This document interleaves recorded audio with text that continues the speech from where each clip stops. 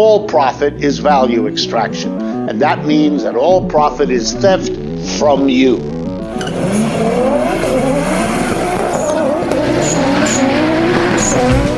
Corporate America is on welfare, and we've got to get them off welfare.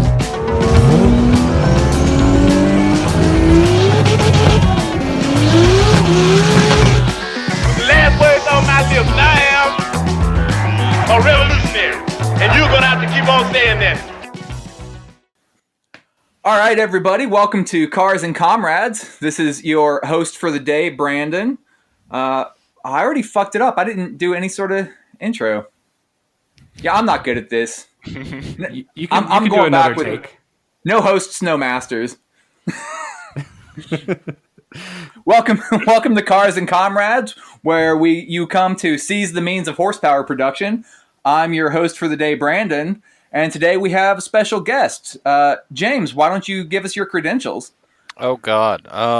James Gilboy. I ride for the drive, automotive journalist. Been at it a few years, and I've been occasionally given a press car, so I guess big corporations take me seriously for some reason. Yeah, our first guest, our first real automotive journalist here. You're the professional. Yeah, we're like a real podcast now. At time of recording, we have not released an episode, but we have a guest now, so... Yes. Not sure how that works out. That's good We're progress. going to get that Patreon cocaine money in no time. I'm not convinced this is a podcast and not just a hangout sesh. I've just been gaslighting you. I just need friends. Oh shit, I thought I was gaslighting you doing the same thing. Wait, does anyone here have friends outside the podcast? Yeah, James here. I know him from Lemons and stuff. That's true. Yeah. All right, well, what are we doing here today, fellas? They're being quiet, but we got Bryant with us here today too. Zach and Connor, got the whole cast. Yeah. Everybody's here. Yeah, so I invited James on here. I thought it would be interesting. James, I don't know exactly how you described yourself politically, but I know that you liked some of the dank leftist memes that I posted on Facebook, so you must be okay. Yeah. I'm guessing this is the invitation to describe myself politically, and Only if it's good. this is the part where I try to recite where the mental anxiety has tried to, or the anxiety has tried to make me come up with statements in advance, blah, blah, blah. But as far as it goes, I think our politics should represent our morals, and our morals is, okay, I'm going on a tangent fast. Long story short, hey, people are born all pretty damn capable. We should give them their best to become the best people they can be. And the societies we have built do not do that. So let's fix that shit. Yeah. Not to say you're a communist, but if you read old school communist stuff, one of the phrases you see recited very, very often is the right to self-determination. And I honestly think that at the root of it, that's all anybody's really looking for. Mm-hmm. Like, Amen. the resources to find your path. So, Yeah, the freedom to determine your own life. That's pretty much it. So, right in line there. Yeah, and I know James through racing Lemons in Colorado. So James races on a team with some other folks. They've had a Cadillac and an MR2. Is that right? Mm-hmm. There was the first one was a Cadillac DeVille that I met the owner at Cars and Coffee, and I just sort of started asking him questions, and I was like, hey, in case you need any people to drive this, and he was like, you're the first person to ask me that. yeah, what era of car was this? The Cadillac or the MR2 or The Cadillac. Okay, so this was a Cadillac DeVille from the late 90s. Okay, this was North Star. This was a North Star Cadillac. Okay. I was hoping it was going to be like 75 or something. No, front wheel drive. Handled as you'd expect. And it had a lot of the same North Star engine problems that are typical, right? Yeah. I'm guessing everybody who's listening to me knows the North Star for its reputation, and it lived up to its reputation. It blew the rear cylinder bank gasket after 36 laps. We filled the shit with Blue Devil and got it out for like 2 more laps. I drove the last lap for the checkered flag in limp mode. And have you ever driven a race car in limp mode around a track? I'm sure that was difficult, but can we go back a little bit? So Yeah. tell me, did Blue Devil work? Like to what extent? Because that's always been that thing that you see on the shelf that you're like, that's definitely not what I need to fix my problem. But you're like, but can it get me to work this week? Oh, So that's always been that, okay. I've So always I had think that, I do have. I Sorry, think go I ahead. do have a good answer for that. No worries. So my answer is, so as for how it worked for us, so on the can of Blue Devil, I think it says something about you're not supposed to use it for engines over either a certain displacement or coolant capacity. Whoever drove to the nearest parts store from High Plains Raceway in Colorado, which is in the middle of nowhere, as Brian can tell you. Brian, Yeah, I it's missed the T. like what 60 miles east of Denver or something like that. Yeah, it's you drive to Denver International Airport and then you go east another like 45 minutes or something. It's basically Kansas. Not literally, but it looks like Kansas. So anyway, this place is 20 minutes from the nearest gas station, which also happens to be a small parts store. The teammate of mine should have read the label where it says it's like don't use this for coolant like capacities over like 8 liters. And the Cadillac North Star, I think, was something like 12 liters. Somebody listening I don't to know this- if I would have ever known like the coolant capacity of like my car. I don't even know. What do you mean? You pour enough in until you see it come up? I have no idea what the actual capacity I is. mean, What's the engine displacement limit on it? it was either displacement or coolant capacity. I think they gave engine or maybe cylinders. They gave something weird, but I think it was basically telling you don't dilute it too much. I think we diluted it too much because we got the goal was because it blew up after I got a full stint in the thing basically, and I was the third person in the car out of 4 people. So like we had one guy left who needed track time because like he helped the damn car get onto the track, so we felt like we owed him that. We poured the thing in. He got a half lap of full power before coolant started coming out of the exhaust again. I think maybe if we'd used 2 bottles, it might have held together. To answer your question, will it get you to work? Well, if it survived half a lap in a Cadillac North Star on a racetrack, it'll probably get a tercel along your commute. I think that's fair. Yeah, I mean, because the North Star was not a well-designed engine by any means. So like it was already a problem. So it's like, well, if you put it into something that's like you just had a bad head gasket and you're like, it's not leaking that bad, maybe it does work. Okay. I've always wondered. I have never put that It into also a car, begs but the I've always question: how wondered. close do you live to your work? Yeah. Yeah, If you're close enough to walk to work, then yes, it will get you to work. That's true. Well, also, if you just have a leaky radiator, you can just use egg white. okay. Like literally. I've this heard was that. on Mythbusters. I'm skeptical. It It just was seems on like Mythbusters. That's the extent of my knowledge. There are so many leaky radiator like things that you can supposedly do to fix it. I don't even want to touch that shit, man. yeah, radiators usually are not. I've had the good only luck with thing- bars usually stop leak. I have JB welded a radiator closed again. Yeah, the only thing I've seen that worked real well was just melting a shitload of solder on top of it. But I mean, that doesn't work if you have plastic tanks, I guess. At this point in my life, I am convinced JB Weld will fix anything. If I blow a head gasket, I'm putting JB Weld in my coolant. I wouldn't recommend that. I drive small block Chevys. Like, if I blow a head gasket, I'm not fixing it. I'm replacing the engine. So it's 6 of one, half dozen of the other. Fair enough. Maybe we should back up and explain to the listener what the 24 Hours of Lemons is. Because, like, I don't know, maybe you've heard of it if you're into the car scene, but, like, I know that at least among the people on this podcast, not everyone knows the whole details. Like, ostensibly, it's a racing series for $500 cars. The purchase price must be below $500, not including safety equipment.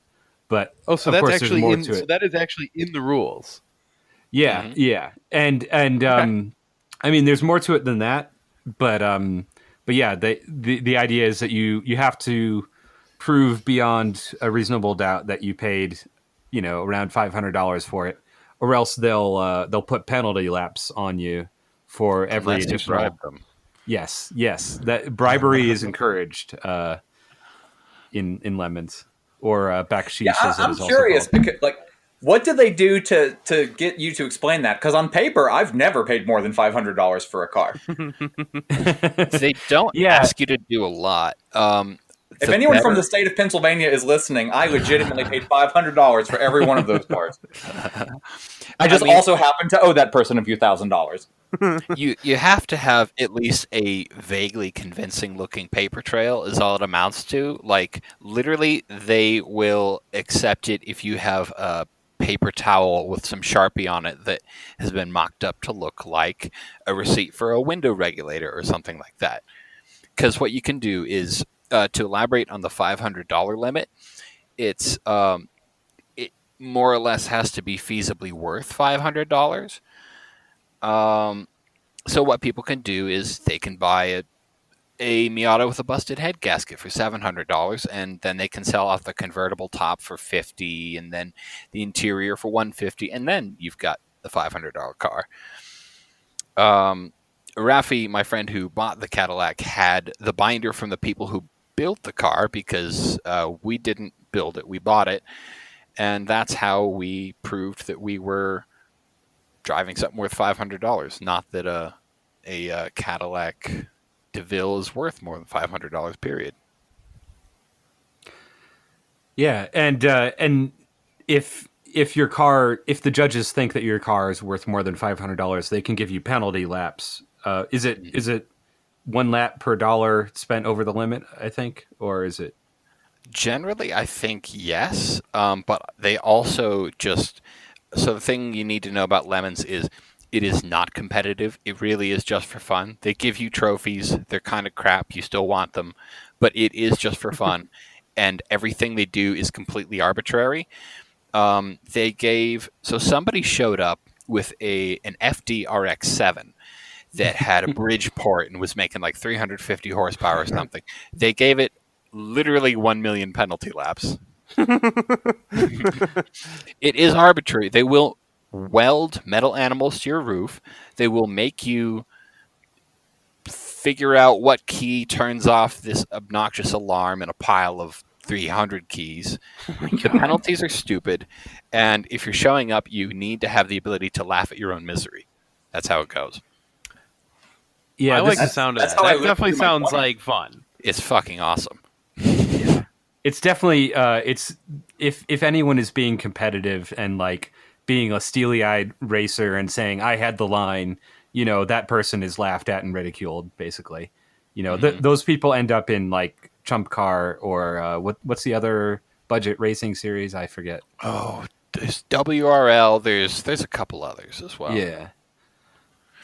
Yeah, so this is almost like that perfect model of like what we want society to look like, where it's like we're not actually competing. We're all just having a good time trying to get where we're going. And that's kind of just how life should be, in my opinion.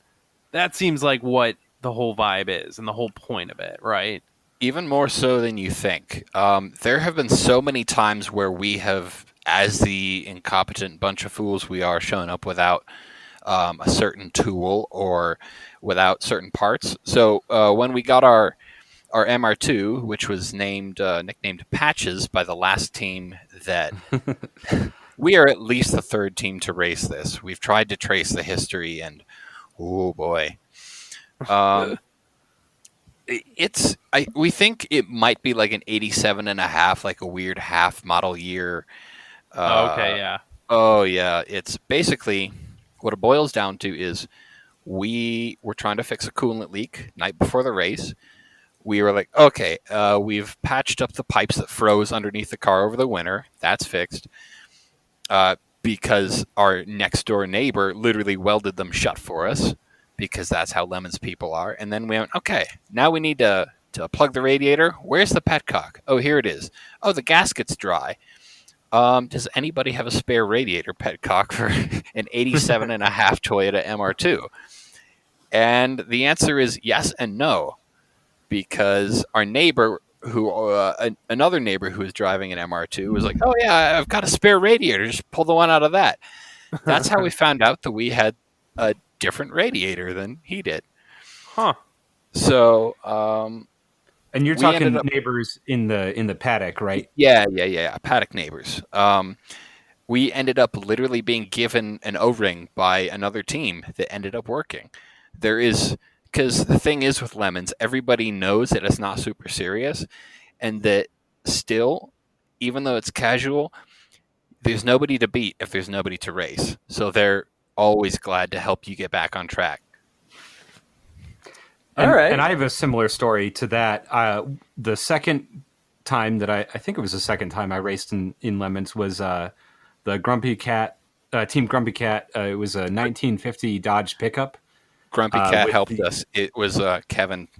Yeah, Kevin's a cool Cameron, dude. hero. Yeah, we might have him on the show in the future. We'll see. But I was racing with those guys because they needed an extra team member. For whatever reason, no one wanted to drive a 1950 Dodge pickup, and they gave me the job. Hey, change the oil on the engine. And I go down in there. It's got the original flathead straight six from 1950, or maybe they had swapped in a different one. I don't know. They've gone through, I think, 3 different engines on that car. There are stories. Yeah. The whole thing is like 900 pounds of cast iron, and it's been 70 years of rust and stuff on there. So like, I was like, okay, well, this looks like the drain for the engine, and I undo the drain cock and start it draining out. I'm like, oh shit, this is transmission oil. Fuck. I picked the wrong lump of cast iron to unbolt. So I am quietly judging you over here. Okay, so that was when I was kind of a noob with cars. Like I've had to learn a lot of this stuff on my own, and this was one of those learning moments. I'm not really judging you. I don't care. But so yeah, I accidentally changed the transmission oil, and so I went around the paddock and said, "Hey, does anyone have any transmission oil I could borrow? I'll pay you." And Rich from the what is their team name? Rocket Surgery Racing. He's like, yeah, here's a couple bottles of it. Don't worry about paying me back or whatever. So, just that kind of attitude is generally very around in the paddock, So yeah, it's fun, and people are at least, I don't think either one of us raced this year because of the pandemic, but well, also because I didn't have a running car. Me neither. But generally speaking, there's. Without the pandemic, there's a pit party after the race, so everyone brings food and beer and Jello shots or whatever the case may be. Or MD. Yeah. What is it, Mad Dog 2020 or whatever that guy? Yeah. Jeff brought. Yeah, we can tell that story if you want. Yeah, Jeff from the Salty Thunder racing team. They've got a couple Fieros out of Salt Lake City. He likes to do what he calls bum wine tasting parties. So he has all the cheap shitty wine from the bottom shelf, and then Ritz crackers and Cheese Whiz. Nice. It's a fun time. So my favorite Mad Dog 2020 fact is that it is not called Mad Dog, and everyone who insists that is on the label is actually wrong. Mm-hmm. Right. It yeah. just says MD 2020. And it does, in case you're wondering, I know you're not, actually taste better when it's filtered through your the soles of your own shoe. Yes, I remember that. There's a video, I think, on YouTube of you drinking that out of a shoe for whatever On the reason. official Lemons channel, yeah. It's called a shoey, and I insist to everybody who watches me drink Mad Dog out of a shoe that it's a thing. I saw Daniel Ricciardo do it on the Formula One podium, so I decided I had to do it too. Fascinating. It makes your shoe smell really, really fucking foul. It makes the Mad Dog taste better, but it makes your shoes taste awful. I'm serious about both of those things too. Yeah, I think I'll pass on that.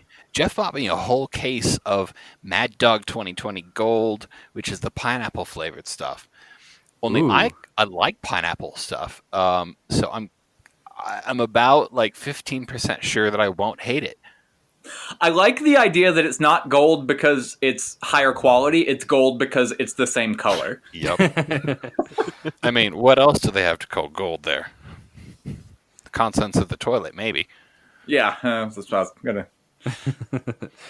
I mean, there is gold. Okay, Slugger. because I'm living in peak 1800s, I have to be right back because I have to go put wood in the fire.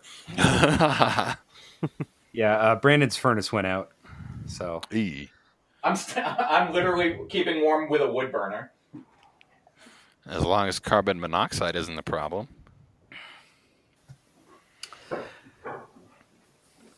So, so tell us about the MR2 that y'all have been racing.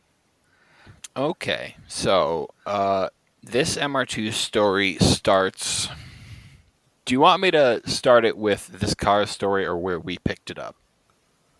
Whatever works. I'm actually wondering if we should maybe go back a little bit and just kind of get deeper into a little bit about Lemons. Just like, Fine with that.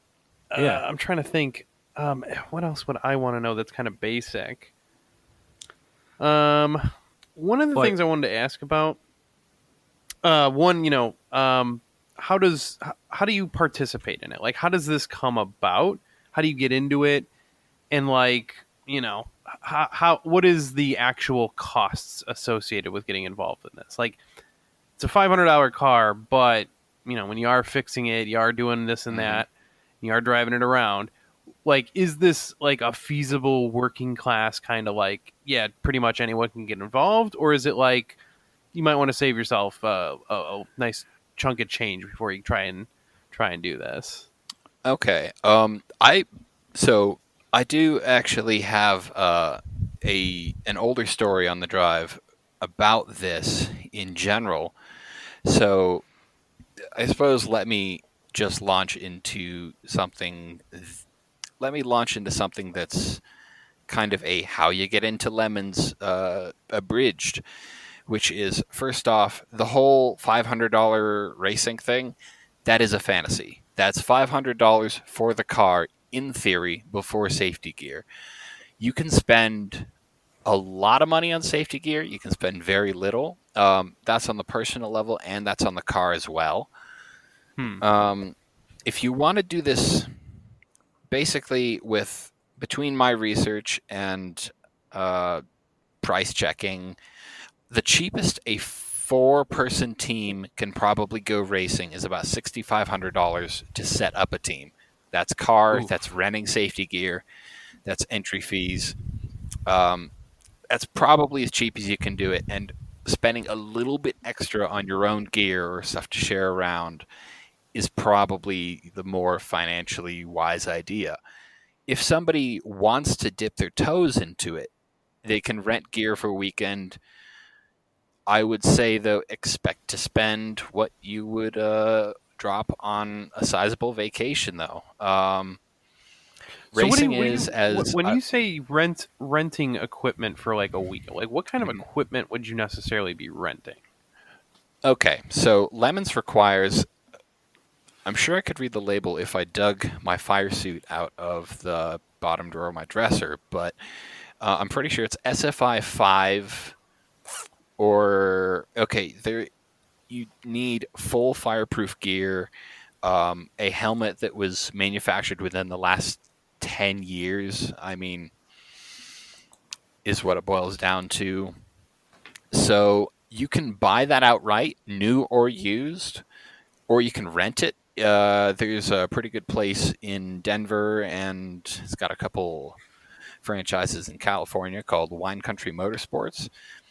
They Hate that they already.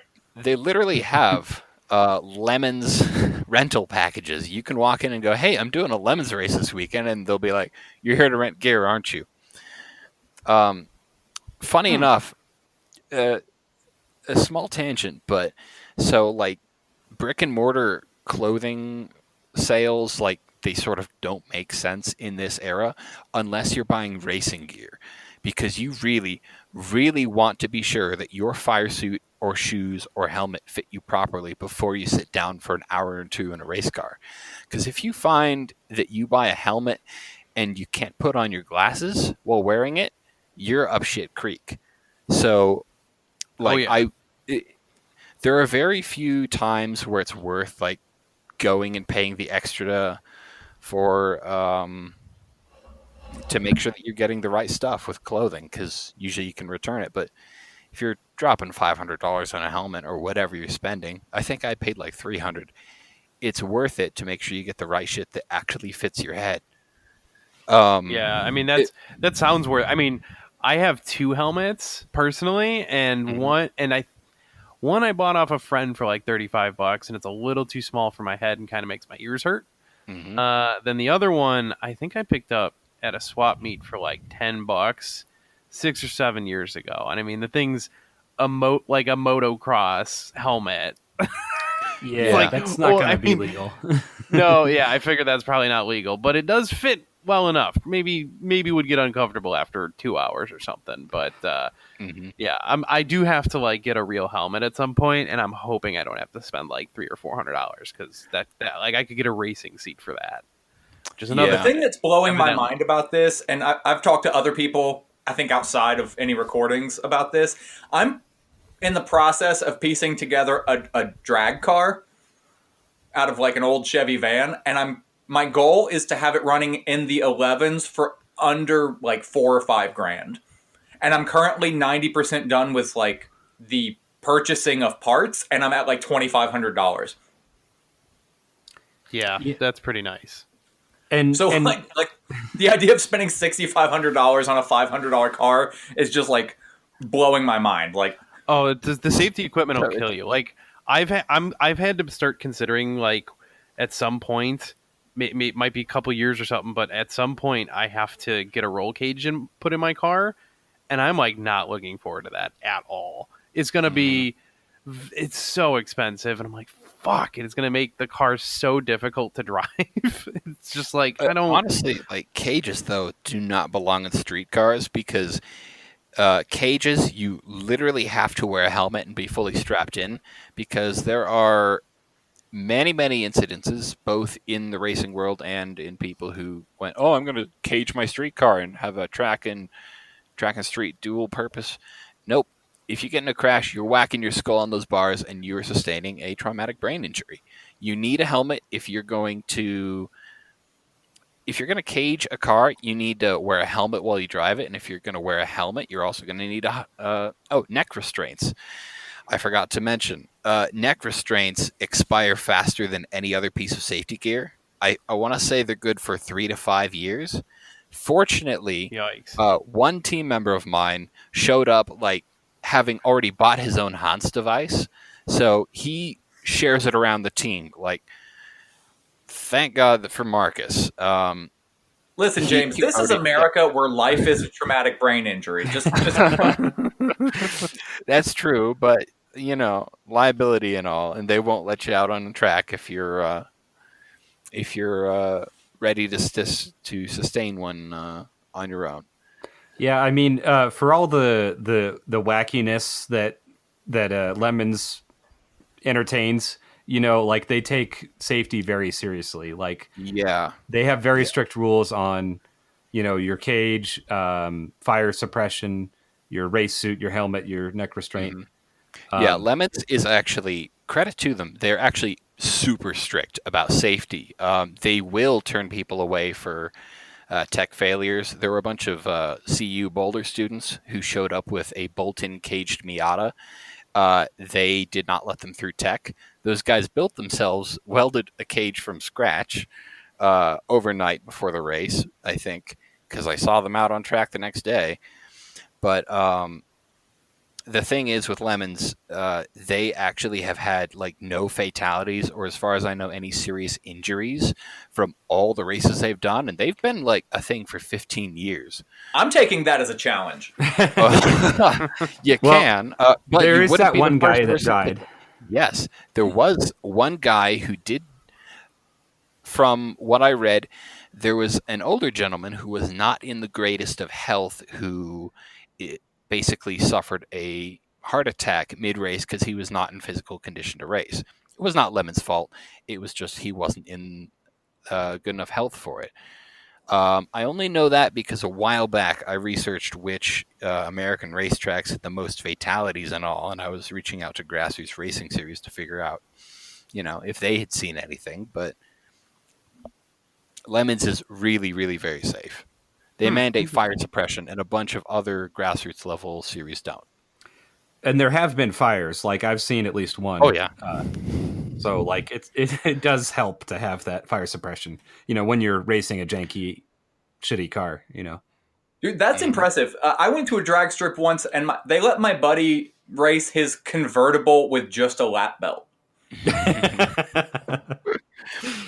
Well, a lot of drag race, at least a lot of drag strips will make you have cages if you're faster than a certain time, like 10 yeah, or 12 seconds or his whatever. car was not running. I think his car ran like 14s, but like. Oh yeah, Yeah, you don't need. But we were for that. surprised that they let him race a convertible because we didn't have. It was a very casual weekend. They didn't have anything to indicate that his car would be running.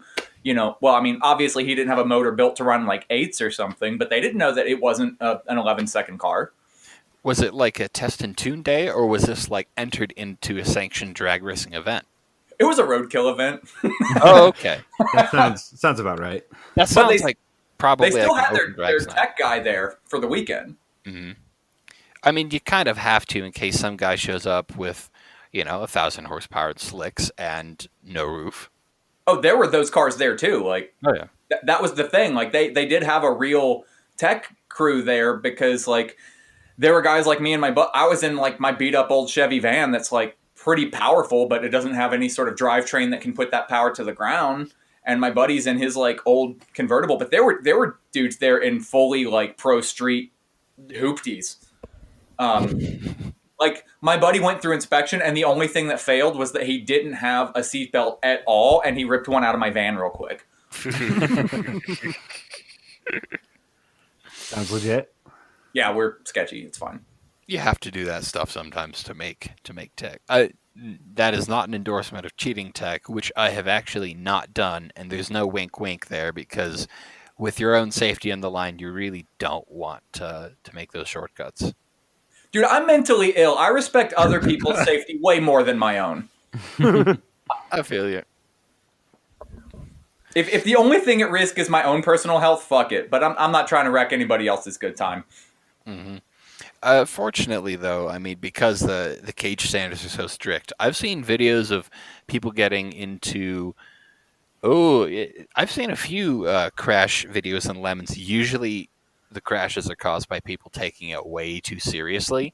There's one of some guy literally diving down the inside of another car on the grass to try to make a pass. It's like, oh God, you're in the wrong series.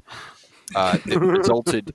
No, it wasn't that one that resulted in a roll, but this one, like, 2 wrecked cars absolutely out of the race, and everybody's fine, walked away.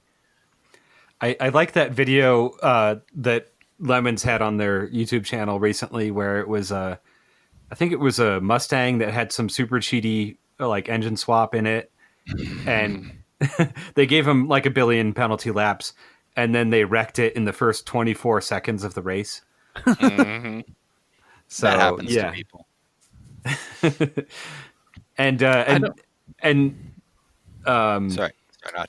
Sorry, I'm trying to think. Pete Peterson, who races the MG, or did, I think that got destroyed in the fire.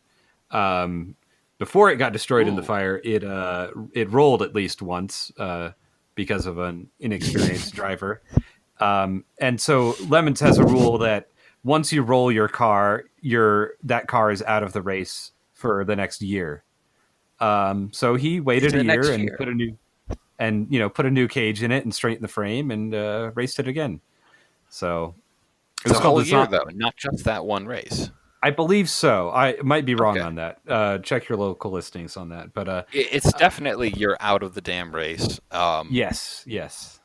Yeah, worth checking if it's a year. But you were saying, what was it called?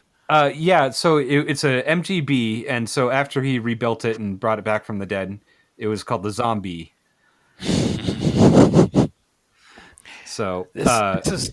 I think I've seen pictures of this car. I think I know which one you're talking about. yeah, and he came out to the Colorado race once. So my friends have the I think it's a 78 or 79 AMC Pacer, and I've been on the team a couple times. They when Pete came out to drive it from California, they did a sort of a tribute, and they did the same livery as his, which is basically black and yellow stripes like a bee with a traffic cone on the back for the stinger. That's kind of funny. Oh, But This isn't that really like. This isn't like that AMC wagon that's normally orange, is it? I don't know if it's ever been orange. It was I think the last time I drove it, it was the SUX 6000 from RoboCop. So it was painted silver with like a bunch of weird shit glued to the hood. But yeah, it is the wagon one. I think at one time it was like black and green when Speedy Cop owned it on the East Coast. And then, yeah, I forget which. It was white at one point. It was the like generic car, sort of like, generic food from the 80s or whatever. It was the counterpart to the other generic car, the Speed Holes Marlin. Man. Rambler Marlin, which that was the year that the Pacer broke down, and I'm like, hey, can I drive the Marlin? And they're like, yeah, sure. And I didn't know that it was as fast as it is. It's got a 454 big block. And I went off the track, but it was fun. Like that thing vibrates like a son of a bitch, at 100 miles an hour, and like if you know what you're doing, it probably handles great. But it also has terrible brakes. At least it did when I drove it. Oh yeah. No, it did. When I think it was like 2015. I went out just to explore Lemons. Like I was out on a Sunday just to get a feel for it, and that thing was out for about 3 laps at a time before it overheated. Its brakes, its engine, like multiple things would go wrong, and then it would be sidelined for like 15 laps. I thought you were going to say it would do 3 laps and then be in because it was out of gas already. No, I mean that. Past it. They're one of the teams that takes things very casually, so it wasn't out to win. That was No, I'm joking about the fact that a 454 gets like 8 miles to a gallon on a good day. right. Yeah, no, I know. But they like instead of doing the real fast pit stops where they cart the fuel to the hot pit and fill up over there, they would just take it into the pits and let it cool down for a little bit and fill it up and have lunch and then go out for a little bit. So there's a lot of teams that do that kind of thing that aren't really in to win it, but they're just like, hey, I got a good lap time and we're still running, Yeah, So, that's honestly how many most people. What is the like? Do you have to like complete? I don't know. Is the normal like, everyone's supposed to go 50 laps or 100 laps or is it just run for 24 hours and however many laps you get is whoever gets the most laps is technically the winner? Again, it doesn't matter, but Yeah, it's the is second that one. How it works? Or? So, I mean, it's not always 24 hours. There are a few races where they go 24 hours straight through. But more typically what they do is race Saturday and Sunday, and it ends up being about, 18 hours total? Does that sound right? I think, at least speaking from the HPR ones, so the High Plains Raceway races, all but one have been this ladder format that Bryant brought up, where they'll race noon Saturday until basically dark, and then like 9 a.m. Sunday to afternoon, it comes out to like 14 and a half hours. They'll do that at places where there's like not a ton of entries or there's really poor lighting at the track at night. Yeah. So yeah, a lot of them are not true 24s, although they do them at a few of the more popular events. Gotcha. Yeah. And then there's, well, I guess technically there's 4 classes of racing. There's A, B, C, D, or A, B, C, and F, right? Yes, there are. There's Yeah, A is you might win the damn thing outright. That's for cars like, depending on how well it's running, the petrosexual Cadiata, which is about my favorite car there. Oh, yeah. Yeah, so A is you might win. B is you might finish. C is no hope in hell of either. And then F is for people like me. F is for people who work in automotive media, who think that they're fucking great drivers and who are usually terrible. Somehow I've managed to avoid that classification, though. So. They don't have any trophies for F, though. Yeah, and most of the cars that I've driven have been in Class C, and that has more to do with the attitude of the team rather than the capability of the car. I would almost argue the opposite, because my team is not exactly the most serious, but because we drive a Toyota MR2, which has some potential as like you could win a race with it, people have. The judges refuse to give us Class C, even though we have never ever finished in the top half of our class in any race we've entered. So, yeah. Speaking of the MR2, I'm sorry, we got off the track of your MR2 story. Like I don't know, it feels like 20 minutes ago, but we can get back to that. I think I've got a pretty good idea of how it works and how you get into it and all that. Mm-hmm. Okay, so I guess I'll actually go back to where the car got its start, at least as far as we can trace. So the car we're driving is actually a very old Lemons car. This is it's a 1987 and a half Toyota MR2, naturally aspirated. So it's the first gen. It's the one that looks like an A-wing from Star Wars. That's newer than my daily driver. So this car was originally turned into a race car, I think, in 2008 or 2009. I don't remember who but by somebody who, after they sold this car, built it's known as the MR-Rolla. It's the front half of a Toyota Corolla with, the transaxle up there, mated to the back half of an MR2. So it's a twin-engine, twin-transmission car. I know yes, you can look this thing up. I know for a while, one end was automatic and the other was stick, which, yeah, is probably about. Yeah, so do I. I don't know how well it ran or how fast it was. I think they might have swapped out the transmission on one end to be congruous. That doesn't matter because in the second ownership, our race car, which we know as Patches, they themed it up after some Utah land speed record car called the Mormon Meteor or something like that. Either way, when we bought our car, it was covered in about 50 pounds of superfluous sheet metal and had massive cooling problems because they basically blocked the radiator. So, nice. Yeah, it was. You'd be amazed how much better this car was after we took a Sawzall to it, which is not normally something you can say. But oh god, yeah, we ended up hacking it up, repainting it, and we bought it within hours of killing the Cadillac. Basically, the guy who owned it was out in California, and it was enough of a problem child for him that he did not feel like trailering it back. So he was just trying to get rid of it. We ended up buying it for $2,000 off him with a ton of spares and everything.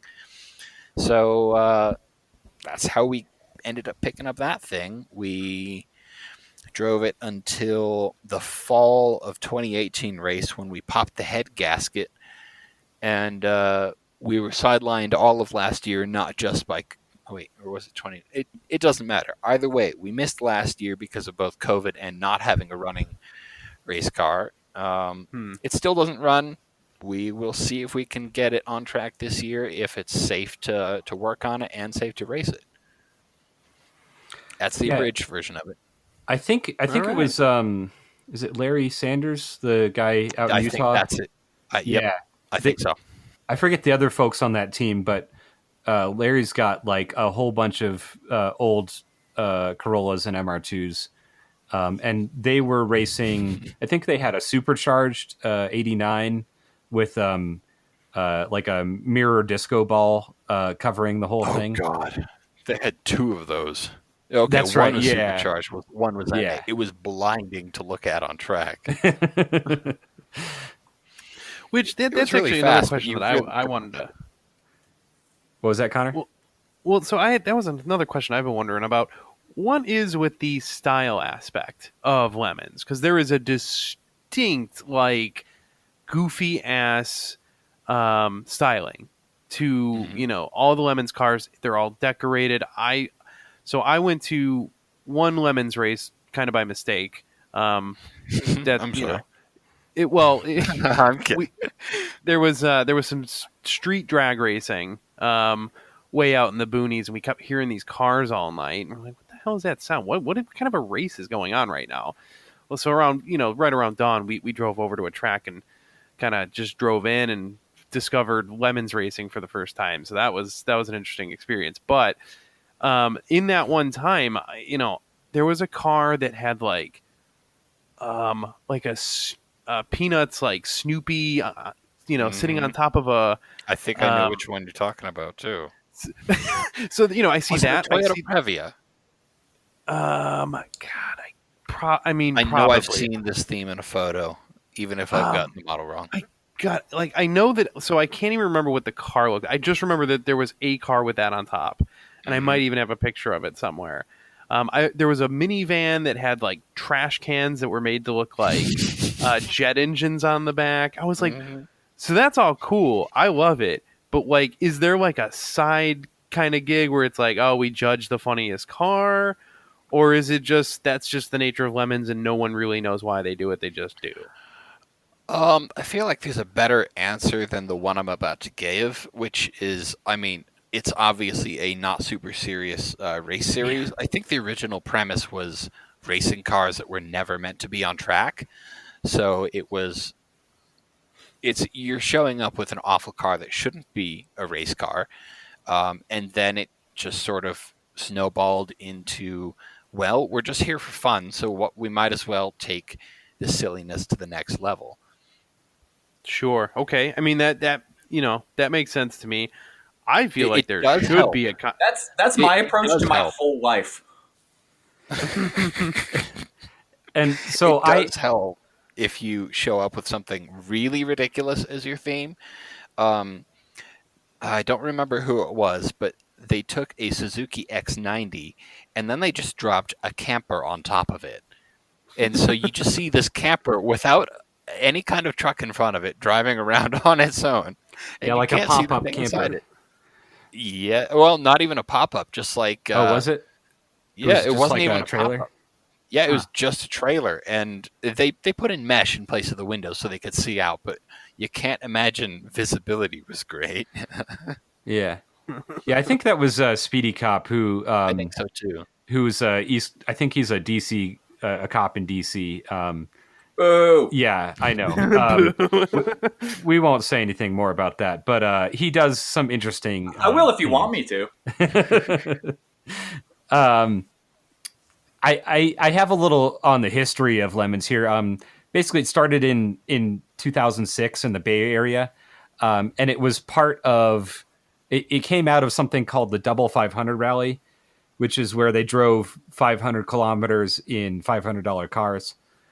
So it kind of came out of this like this weird, shit can rally racing that was going on around the same time. Like there was the Big Easy to Big Apple race that was New Orleans to New York City. And I imagine since it was in the Bay Area, it also involved some Burning Man folks. But it was started by this guy, Jay Lamb, who is a automotive journalist. And so a lot of that has continued, that sort of goofy vibe, but also just like, because it's a cheaper thing, you're not going to necessarily win with a $500 car. You have no guarantee of winning, even if you have what looks like a good car on paper. Anything can happen. Mm-hmm. So like, I think that sort of vibe has continued with the goofiness. I don't know. Plus just all the race officials are weirdos, weirdo art graduates and automotive journalists and stuff like that. Gotcha. I mean, there's Merle Martin / Phil Graydon, who's one of the judges, who, I mean, one of his hobbies is going around junkyards finding weird crap in there and either taking photos of it or actually grabbing the parts, like the Chrysler visor phone, which documentation like only exists because he made sure to write down that it was a thing. Factory option was in-car. I did a short thing on this as well at some point. Chrysler offered car phones where you'd operate them through the visor in your car in the 90s for a short time. Obviously. Okay, we're going to need to remember that because we've talked about doing an episode on just like weird factory options.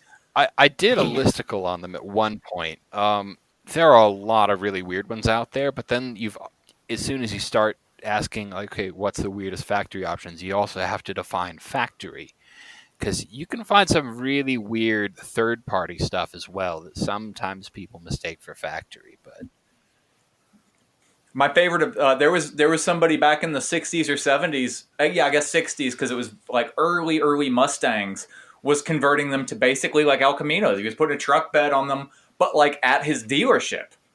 So yeah, dealer options. Yeah, dealer options are another weird thing because, all right. So you know what a Yenko Camaro is? I don't need to tell you. Did you know there were Yenko Corvairs as well? Yeah, I've seen one. Oh yeah, there was Yenko kind of everything. Well, because Yenko was a dealer, wasn't it? I think it was just a performance thing. I'm not sure. I think it was a dealer. I don't remember it offhand. Was there a Yenko Cavalier? Oh, I think that was a little after its time. Yenko's still around, or at least IP wise. I don't know that they ever did any cars like that, but I've seen modern Yenko Camaros. Oh yeah, no, I know the name is still around. I doubt it's the same people. Sort of like Shelby is today. Fair enough. Okay. Carroll's dead. You're putting a name on it because it'll sell. Good parts, but... Well, I mean, I don't know much about them driving-wise, but I was at a car show a couple of years ago here locally, and like Yenko had a tent set up. That was where I saw the Corvair. And if I saw Corvair, there might be some real continuation there. Well, and then that's what I'm saying. Like, I think that there is, because they were making like genuine like performance vehicles, but they also had some older stuff that they had done. And actually, like, I specifically remember the Corvair because my drag vehicle that I'm doing, we're relocating the engine and doing like a remote cooling system and stuff like that. And they had done similar for the Corvair because of its weird fucking engine location. And if you're, doing performance stuff to something that is air cooled and has no airflow, you have to get creative with it. So like, yeah. I just looked it up. The dealership went out of business in 1982, and then Chevrolet bought the name in 2009 or 2008. Boo. Okay. Wait, I don't was it pre-bailout Chevy or post-bailout Chevy? October 14th, 2009. GM Marketing Capital bought it. Okay, that has to be post bailout, at least as far as I know. Yeah. They use their bailout money just to buy dumb shit. That's Hey, that's Chrysler's job. Oh, they did Yanko Stinger Vegas. That's interesting. You can find some really, really weird tuning stuff if you dig deep. Yeah. Oh God, did you know that there was Toyota actually imported the Cavalier and sold it as the Toyota Cavalier? Yes. There was a TRD version. I didn't know that. You can find photos of it online. It looks cursed. The ad materials for it are so sad too, because it's like, oh God, you guys are really trying to push that on a country that also had access to stuff like the Celica, a better car. Yeah, exponentially better. We were just shitting on the Cavalier in the Slack. Yesterday? They do soldier on though. Credit to them. Yeah, Although I think. the nameplate is still around as well. Okay. I think they sell it in Mexico and China, and it looked for a short time like it was coming here. I only ever drove one once, and I would describe its handling as agricultural. as agricultural. Yeah, it was like very tractor-like. Not that I've driven a lot of tractors, but Tractor, I hardly know her. There's at least one really disgustingly fast Cavalier in Lemons, since that's the subject of the day. I know this because I got lapped by it. It was being driven by Anton Levitt, who's done something like 100 Lemons races. He's a veteran, and it's a little bit a bit of a bruise to your pride when you're driving, a purpose-built 80 sports car, and you see a goddamn Cavalier dressed up as a Cimarron, no less, lapping you and actually pulling away from you in the corners. What has been done to it? I'm pretty sure that the people who built it basically know all the really good performance parts from the factory to throw on it. I don't know the specifics, but it's as good as a Cavalier can be in Lemons. I think it placed something like 6th overall at the one race I was tracking it. That was among over 60 cars. Yeah, quick story about Anton. He showed up to drive the Pacer, I think the first year that it came to Colorado. And that was when the engine was about to explode. It was the original AMC 4.2 straight six. So they had put a block of wood underneath the gas pedal so you couldn't rev it too much. And Anton's like, they're showing him the car, they're getting him strapped in, and he's like, okay, so like, would you put the tire pressure at? And they're like, some, I don't know. That I believe was when they had bought some spare wheels and tires from Phil Graydon.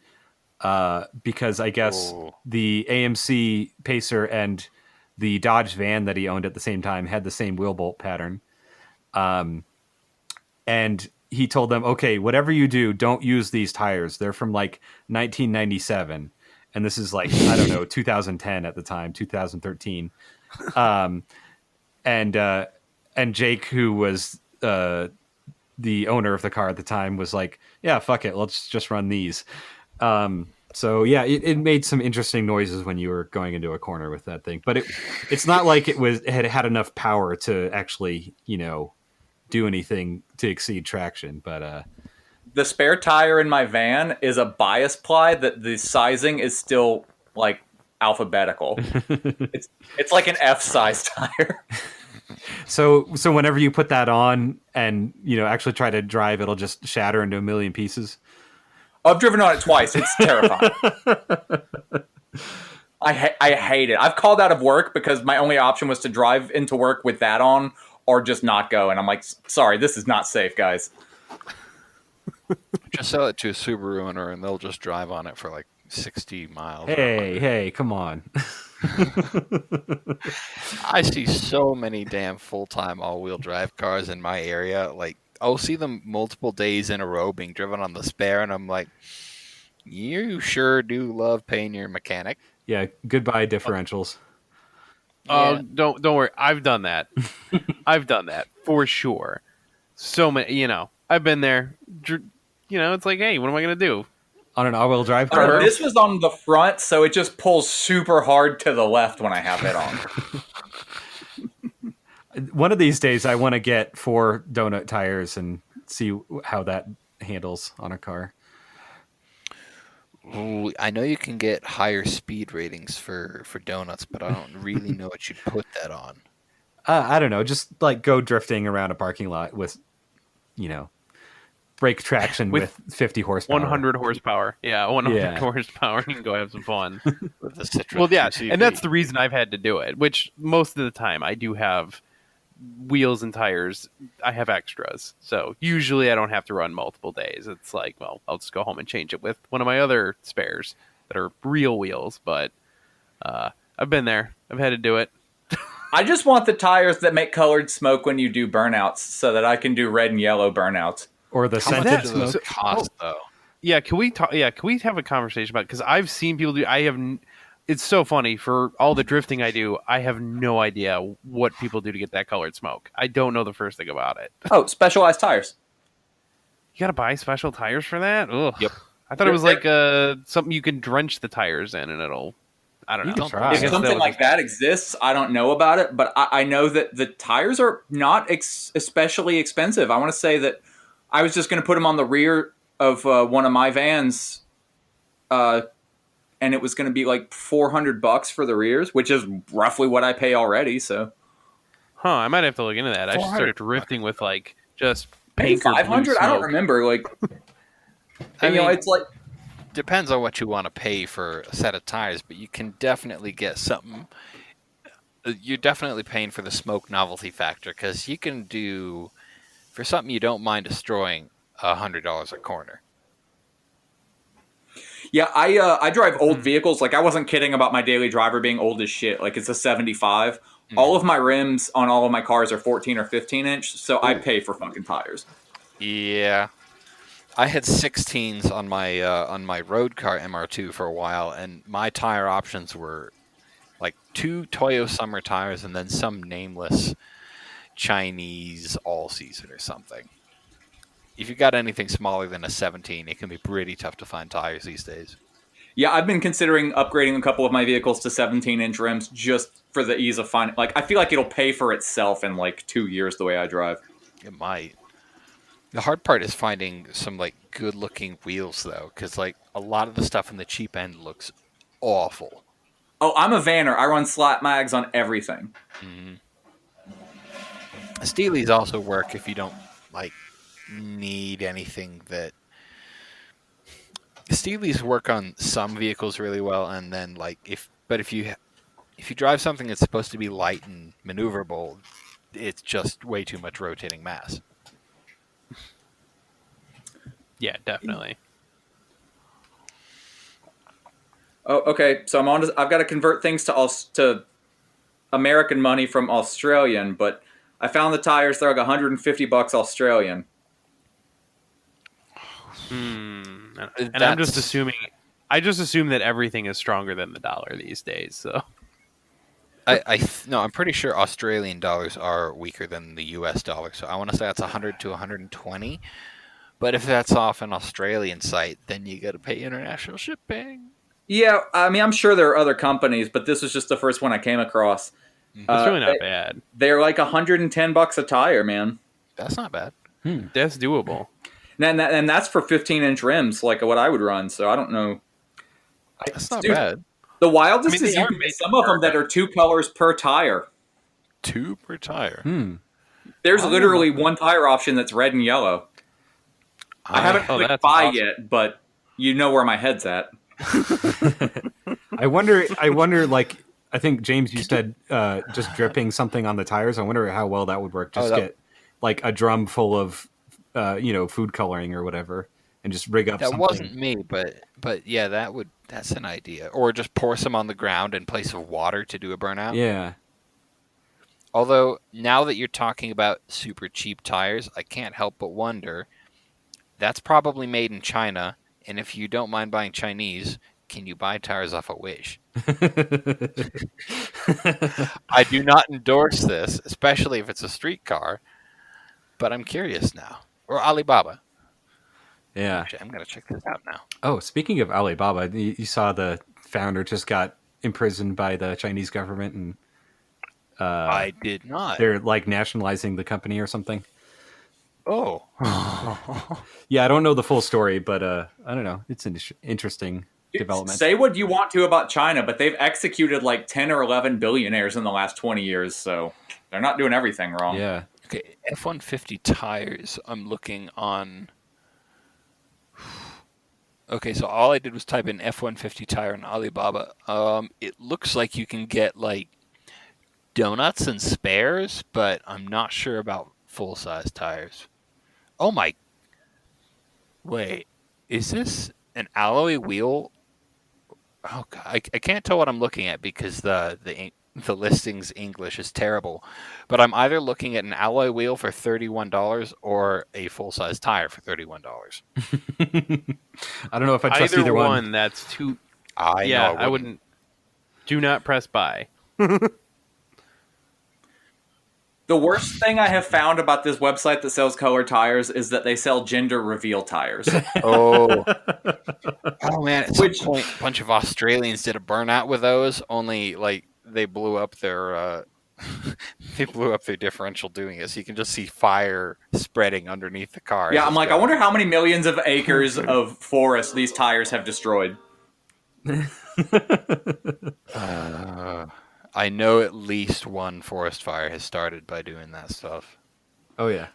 It's Australia, so probably every time they burn down an acre, it saves like 3 lives because of all of the wildly venomous animals. I think just Australia just does that sometimes, you know. Just catches fire on its own. Yeah. I think so. Well, It's part of our ecosystem. Why isn't it part of theirs? yeah. I mean, it is like the driest continent on Earth, I think. Really? That actually, okay, that makes sense. Unless you count Australia. Or Alaska. What's Antarctica? That's the one I'm thinking of. Is whatever. Anyways, I was going to say, James, you still have your MR2, right? Your own personal one? Yes, that one got a wonky alignment at Big O, and now it's doing horrifying things on the ice. Yeah, that car is getting a new engine, hopefully fairly soon. When I last took it to my mechanic, I basically asked him, why am I making no power whatsoever? And he said, because you're making 60 psi of compression. Oh, yeah, that's not good. Yep, that'll do it. Yeah. And you were going to, last I heard, you're going to do a Caldina, what is it, like Gen 4 motor or something? Yes. Okay, so the Toyota S Series, blah, blah, blah. Basically, the best version of it was in a JDM-only wagon called the Caldina. It was OBD2 instead of OBD1, coil unplug, blah, blah, blah. Only the one that I'm having built, because I'm not building it myself, is getting a block and crank from a Camry, so a 2.2. It's a cast crank, but it's a very strong cast crank. So I'll be getting a 2.2 turbo instead of a 2.0. Cool. Forged rods and pistons, good turbo. It should be above 300 horsepower, super wide power band, quick spool. I just want something that will embarrass kids in WRXs. I think that'll do it. That's my drag vehicle that I'm building is actually like a 60s flat front van, and I'm building it to eventually, hopefully, put at least 800 horsepower to the ground because I want to really make Hellcat owners sad. Which isn't all that hard to do. Well, I'll just have them do a burnout so might- they destroy their differential. That'll make them sad. Or go off into a ditch. There was That's Mustang territory. No, there was. I think it was the very first Hellcat sold in Colorado. The guy wrecked it within about 90 minutes of buying it.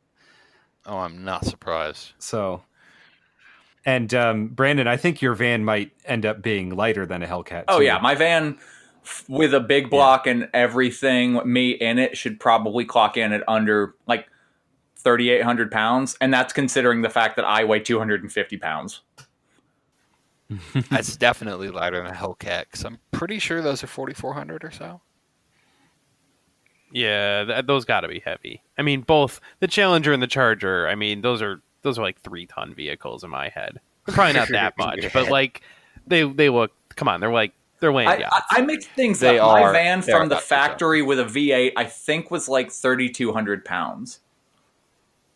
You know, I think Was- for the listener, maybe we right, should go right. back and tell a little bit about what is an MR2. Like, I know we've been talking for a little while, but like, it's a mid-engine sports car built by Toyota from 1985 to, let me look it up, 2003, 2007. So there's 3 generations. I've got first gen 86. James and Rafi and those guys were racing. Also a first gen 87 and a half. James, what year is yours? It's early 90 something. Yeah, mine's my road car's a 91. That's an early second generation one. And then the third gen one was it looks a lot like a Porsche Boxster, and they killed it early in this market, though they did keep selling it in Japan until 07, I think. Yeah, that's right. Yeah. And there was different options available, you know, in depending on the year and the market, you know, if it was Japan or the US. Like in I think it was 89, they had the supercharged one that we talked about that Larry has. That made I think it was more than just 89. maybe it I was want to say that was 88 at also. least a 3-year thing. Yeah. But But- that was like 140 horsepower versus like the 110, 115 that the base model has. And then Which doesn't sound like a ton, but for a time, if you had the supercharged one with an automatic transmission, because you could get them stick or automatic, I think it was up there with the fastest accelerating cars in the world from 0 to 30. Not 0 to 60, but it was really fast, like from a stoplight. yeah. And they had, you know, twin cam engines before that was really a thing in ordinary cars. So like for the time they were pretty high tech. And they were kind of in the same vein as the Fiat X19 or the Pontiac Fiero, although I'd say that they're better than either one of those. Basically, a lot of more reliable than the, yes, definitely. Yeah. More reliable than the Fiat, higher performance than the Fiero. Yeah. So the first gen. Oh, so they were higher performance than the Fiero. I was actually just wondering. Well, maybe not the GT Fiero. Like those had like, I don't know, 150 horsepower or something. Wow, 150 horsepower. Yeah, the Fiero GTs. Yeah, no, I knew those Brandon were- was going to they say were less than something. 200. They might have been closer to 200. And the Fiero GT was 1 year only, but it did get much better suspension. From what I gather, those were way better than anything else GM had done with the platform, but GM killed it after that 1 year, so oh well. Yeah. I mean, it was a pushrod V6. It wasn't, you know. I just can't resist the urge to shit People on are anything flopping that doesn't around make with 400 horsepower. Well, then you'll be shitting on a lot Oh, of no, stuff. I do constantly. Again, I'm trying to put 800 horsepower to the ground. So the MR2 Not was all built of with a lot of just off-the-shelf Toyota Corolla parts, like, you know, the engine. And Camry as well. Yeah, yeah. Well, I think yours has a lot of the same Camry and Celica parts, right? The second gen. Yeah. Okay. Yeah, definitely. And then the third gen had, I think, basically the same engine block as like a Toyota Echo or something, but a little bit. Okay, so the third gen's kind of a funny one. It's a black sheep in a bunch of ways. They only ever made it in soft top. There were factory hard tops, but they were like not fixed roofs. They were removable hard tops. But the more important thing was second gen got a turbo, first gen got a supercharger, third gen never got a high power engine option. The only engine that was ever available for it was the 1ZZ FE, which is a 1.8 liter, made about 130 horsepower. There was a higher performing version of that engine called the 2ZZGE, same displacement, but it had variable valve timing and lift. You could get those in the Toyota. No, sorry. You could get them in the Celica GTS, and then the fast versions of the Corolla at the time, as well as the Pontiac Vibe. And of course, the Lotus Exige and Elise, but never the Toyota MR2. My conspiracy theory is Toyota signed some deal with Lotus saying, okay, we won't stick this good engine in our mid-engine sports car so we don't kill yours. Yeah, that makes a lot of sense. I could definitely see that happening. You can't let the cheap one outperform the expensive sports car in any respect, or even come close. I get it. That's capitalism. See, there it is. I don't know, man. I don't think that a car manufacturer would ever do any shady dealings like that. That's true. But, I'm sure the market would punish them for that. So probably, you're right. Probably not very feasible. Yeah, and people have done all kinds of crazy swaps. Like, well, I mean, just Toyota swaps are pretty easy. Like a lot of, like I said, they're all kind of parts bin cars. You can swap things around. Like, technically, if you really wanted to, an entire Prius drivetrain would swap into a first gen car. I don't know if anyone has done that, but there is Prius one guy. Drivetrains have been. There is a Prius powered MR2 out there somewhere. Yeah, I think it's a guy in Georgia. I want to say somewhere in the South. And which is the biggest surprise of that build. Yeah, it's not the whole drivetrain. It's just the engine. And the thing about the Prius engine is it's very high compression, but it has, I think it's called an Atkinson cycle engine, where basically the cam timing on the intake means that it leaves the valve open for part of the compression stroke. So you've got like 13-to-1 compression, but then you're shooting out some of that that mixture back into the intake manifold.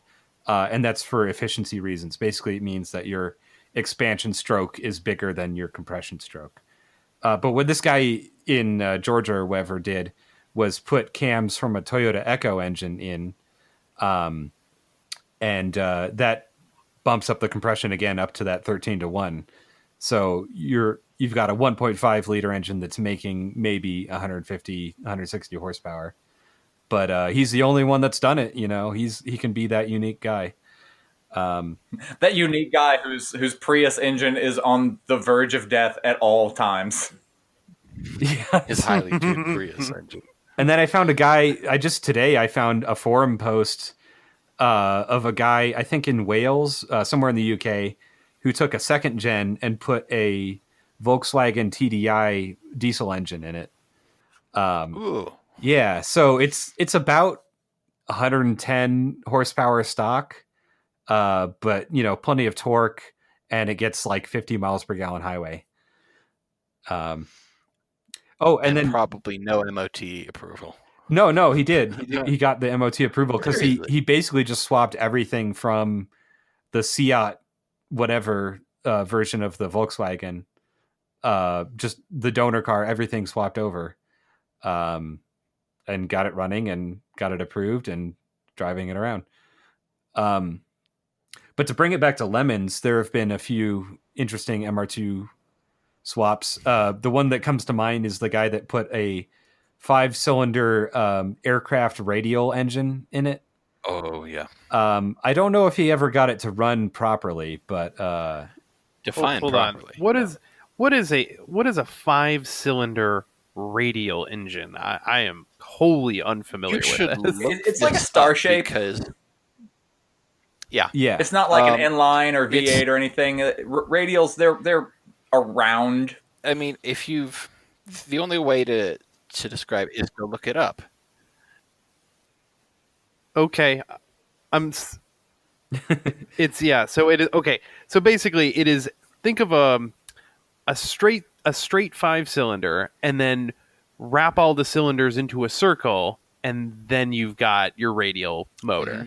Okay, so all right. So one of the interesting things about radials is obviously because of how a 4-stroke engine works, they don't, you don't actually get all the cylinders to fire on a single rotation.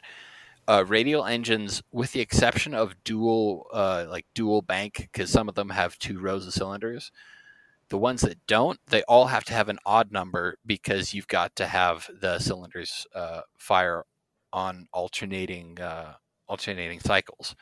So you'll see 3-cylinder and 5-cylinder, 7, and I think even 9, but you'll never see like a 4-cylinder radial, just because that's not how that works. I thought it had something to do with the I think they're all push. the design of the connecting rods.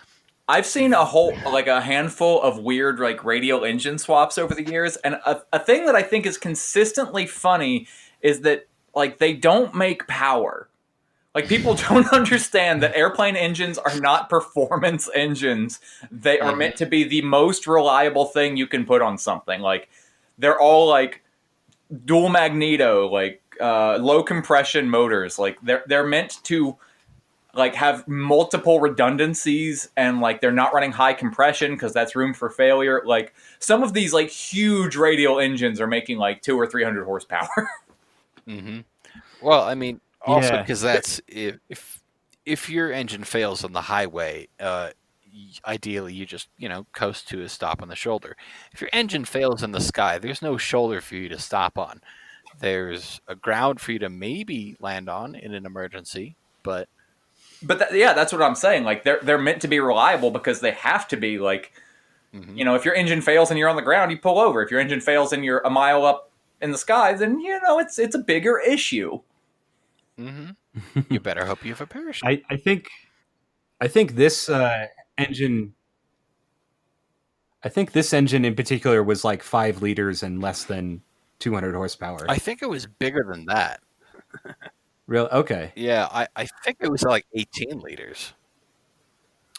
I don't know if it was that big. I mean, it was physically pretty big. It was like it just barely fit in. Well, it didn't fit in the engine bay. It stuck out, I think, even above the hood, above the well above the roof of the car. Well above the roof. Yeah. And he had it hooked up with like a Mitsubishi transfer case and like an Audi gearbox and a bunch of random shit. I don't think it ever, like, it did run a race and then like broke everything in the drivetrain, and then I think he abandoned it. Yeah, the vibrations were so extreme that they destroyed the chain drive in like less than 30 laps. Right. That's not really. It was so much custom work to even get it together that it was not something you could jury rig at the track. Yeah, and I think at one point he wanted to switch it over for a turbine engine, like from the helicopter. I was following the thread on the Lemons forums for a while, but then I think he like got married and his wife was like, "Get rid of this shit." So I don't remember the whole story. You can look. That's a bummer because that is such a cool sounding car, and I'm pretty sure I found pictures of it. That is amazing. I mean, look, if it doesn't work, that is rough, but that is definitely unique. If that thing makes it down the street, I'm all credit for for it. Trying. I don't. Sometimes you do deserve. It would take some finding, but like maybe a year or two ago, in like the custom car world, there was, I think, like an early Dodge pickup that somebody had put like an enormous, like old bomber radial engine in. Like it was absolutely ridiculous. It was, I forget the displacement, but it was actually, enormous. What's that? That shop is very close to where I live. It's Colorado Auto Parts, I think is what it's called. That engine was huge. Like it obstructed your view from the cab, and it made like 300 horsepower or something. But also, like, how many hundreds or thousands of pound-feet of torque? Well, yeah, okay, fair and enough. From idle, basically. Undrivable. Yeah, because you're just going to smoke the tires trying to get away from the stoplight. Its top speed is 80 miles an hour, but you'll get to 80 miles an hour instantly. Mm-hmm. If you can hook up. I want to say they took it out to the salt flats, didn't they? I don't know. I'm going to look this up. I know there have been enough like aircraft engine cars that I'm not going to say it's a thing because it's not exactly easy to get your hands on a Rolls-Royce Merlin or a Griffin, but it's a thing, and they all have to be custom built because nothing can take a 27-liter V12. Yeah, it's a 1939 Plymouth truck with a 7-cylinder radial engine. It was on Jay Leno's garage also. So if you want to see the real in-depth thing. But yeah, 300 horsepower at 2200 RPM. What was the power rating?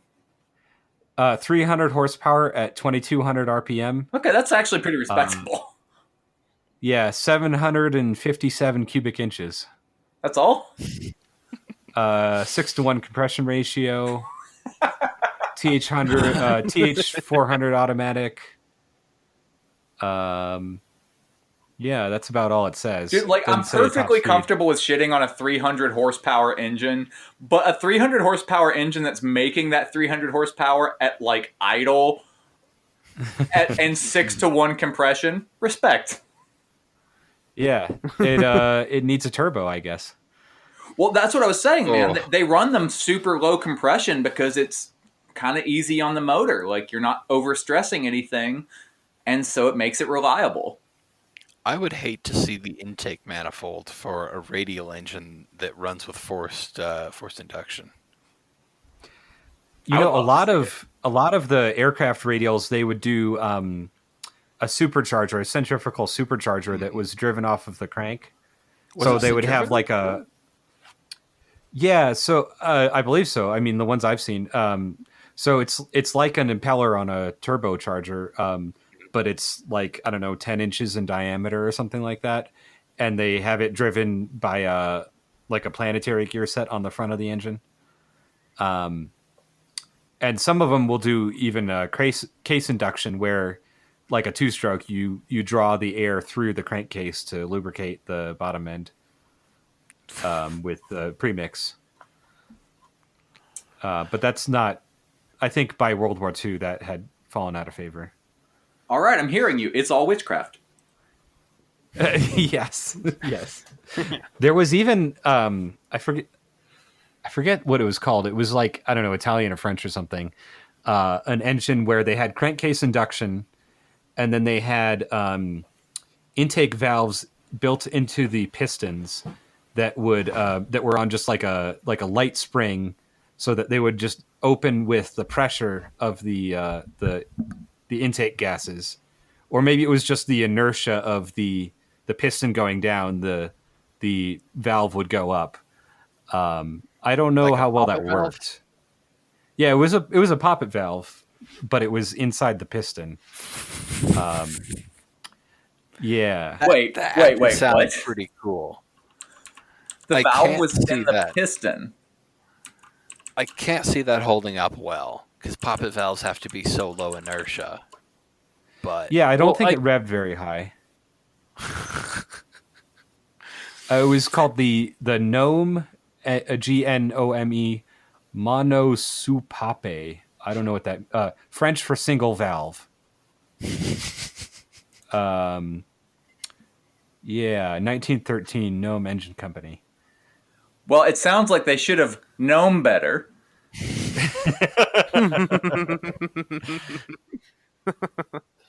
Oh boy, they just walked right into that. Well, I couldn't not say it. I apologize.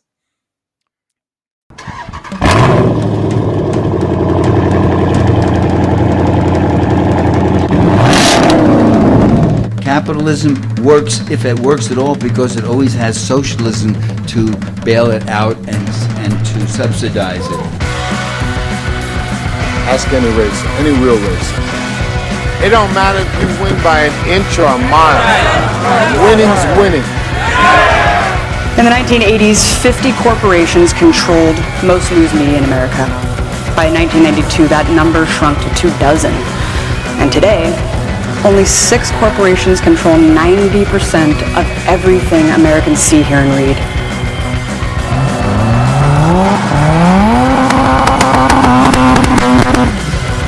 The money spent on the Iraq War alone, which killed 1 million people, 5% of Iraq's entire population, and planted the seeds for ISIS to flourish, could have covered all global investments to halt climate change trends.